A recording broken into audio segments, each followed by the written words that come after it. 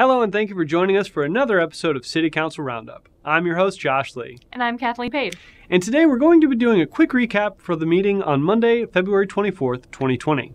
Today we're going to talk about a proposed solution for a new water billing schedule, street reconstruction in the Sleepy Hollow neighborhood, and lighting retrofits for two of our larger public parks. And a special segment from our Assistant Director of Finance, John McCarter.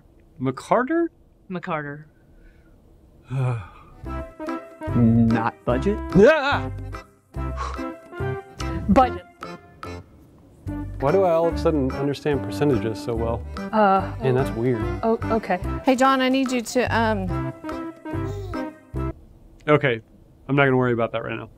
So, before we get to him, a follow-up regarding utility billing and proposed solution for a new water billing schedule.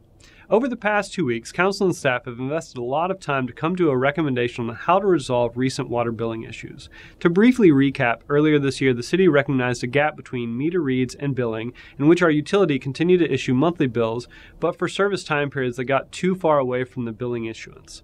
The gap grew to 60 days in mid-year 2019, and is a problem we are now working to reverse.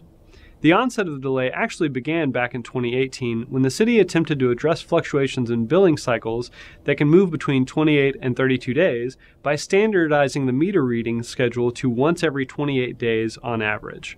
But to prevent more than 12 bills per year, because 28 divided by 365 is 13, the billing cycle continued to be completed monthly, or once every 30 to 31 days. The meter read and billing discrepancy has now led the city to bill up to 2 months after actual meter reads. The city attempted to resolve the billing issue, which resulted in residents east of 35 receiving 2 billing statements that were due within the same month. Some good news for customers that are in that area: the due date for the bill due on February 24th was extended into March to separate them out to a more normal range. In the February 17th meeting, several options were laid out on the table to find a solution to the billing delay, but ultimately Council gave staff direction to pursue more detail on option B, known as the 3230 plan. The 3230 plan basically reverses the rhythm that created the situation by extending the current read cycle from 28 days on average to 32 days on average, and it reduces the billing cycle from monthly to every 30 days. This gradually reduces the distance between meter reading and billing over time, while having minimal impact on the billing amount owed per household. Staff presented a detailed plan, and there was good conversation about the pros and cons, as well as one of the other options presented in the previous meeting. Ultimately, Council asked to see 2 options side by side: Option B, the 3230 plan, next to Option C, which would catch the system up more quickly by offering residents a lump sum option, make one payment and pay off the outstanding amount at one time, or a standard payment plan of 12 to 24 months. Staff will go back and do more research and prepare to bring more information back in the next regular council meeting. In the meantime, there is a page on the website dedicated to content related to this issue, and you can find it in a link in the description below. Second, street reconstruction at Sleepy Hollow. In May 2019, voters approved a bond measure to address the existing concrete streets in the Sleepy Hollow subdivision. According to a 2015 assessment of all city streets, the Sleepy Hollow subdivision ranked as one of the lowest rated for concrete streets in the area per the City Pavement Condition Index, or PCI if acronyms are still a thing. They are. The streets there have fallen below the level of restorative measures and require the streets be completely replaced. Similarly, as drainage systems are often a major factor in pavement performance and longevity, drainage systems in the area will likely need to be assessed to identify necessary improvements as well. The proposed project will replace the main residential concrete roadway with its existing 22-foot width, while maintaining rural cross-sections.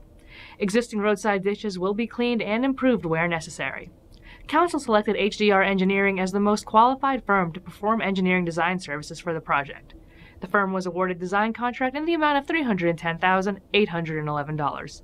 The project is funded from the streets, water, and sewer funds. Third, lighting improvements for the Parks Recapitalization Program.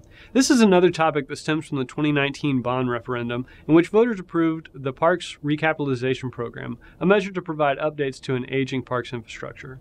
The program will address a variety of repair and replacement needs to maintain a safe and desirable parks infrastructure and maximize the lifespan of the park and amenities.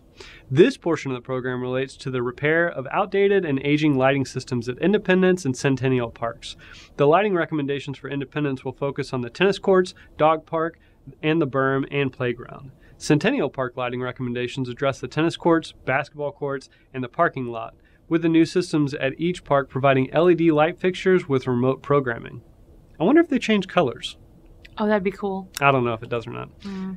These new features will require fewer resources to operate and maintain, while also maintaining a longer life expectancy, decreased need for maintenance, reduced utility cost, elimination of on-site scheduling needs, and reduced energy and maintenance costs by 40 to 85% compared to the typical high-density light equipment. The great thing about this contract is that engineering was able to secure it through using the Texas Association of School Boards by-board contract, meaning we get to use a pre-negotiated contract that TASB already has in place. It saves time and money, making the project as efficient as possible. Council awarded the design contract to Musco Sports Lighting in the amount of $327,412. And that's all we wanted to cover today. No, it's not. Oh, yes it is. That was everything from the meeting. No, you covered the City Council meeting from Monday, February 24th. I'm here to cover the special meeting, our early budget input session, from Saturday, February 22nd. I'm afraid this is going to happen. You know what that means. Yes. It's time for The Budget Blitz. Yeah. Okay, all right, I'm gonna get up. Yeah. I'll go this way. Cool. Yeah. Thanks, guys. The early budget input session is the first opportunity for staff to bring items in front of City Council so they can discuss and keep in mind short and long-term objectives as we begin planning for this next fiscal year's budget. In the months leading up to the special Saturday meeting, staff have been developing items of interest from a budgetary standpoint, then packaging them up into a handy 400-plus page binder that is sent to City Council and staff 2 weeks before the meeting. We had a number of critical discussions at this meeting, all of which give staff the direction while developing the budget in the coming months and direction for the city over the next few years. The discussion lasted well over 3 hours, so we can't cover it all today, but here are a few of our biggest takeaways. 1. The fiscal year 2021 General Fund City Manager's proposed budget will be built around the effective tax rate, also known as the no new taxes tax rate. For those of you who didn't get it from the name, this essentially gives us the same amount of revenue from property taxes that we had last year. That budget is due to be presented on August 1st. 2. Our 5-year capital improvement plan, or CIP, remains at the forefront of our minds as well. Over the next few months, staff will work together to put together materials for a City Council workshop to evaluate every project so we can make sure we're making the best investments we can. 3. We also spent a little time talking trash. By that, I mean, of course, the city's solid waste contract, which is due to expire in 2021. The discussion focused around key elements of the Request for Proposal, or RFP, to ensure the requirements for this new contract reflect what our residents want and need. Okay, now that we've hit the highlights, let's get into the weeds a little bit. I think people have stopped watching now. John, I think we got to wrap this up. Fine. If you do want to get in the weeds, you're looking for more details, check out pearlandtx.gov/FY21 budget. All the materials and the follow-ups are posted there, and we'll continue to post all of our budget materials on that page. So, thank you for joining us. We hope that this series makes the information easy to understand and useful for those interested in Pearland government. As always, you can find more... Nope. You don't get to do the closing. You can do the finance stuff, but I get to do the closing. Yep. As always, you can find links to more detailed information below or by visiting pearlandtx.gov. Leave a comment if you have any questions or suggestions. Click here to watch the last episode of City Council Roundup, or here to subscribe to the channel. Do you want to help hold the video? All right, you can hold the video.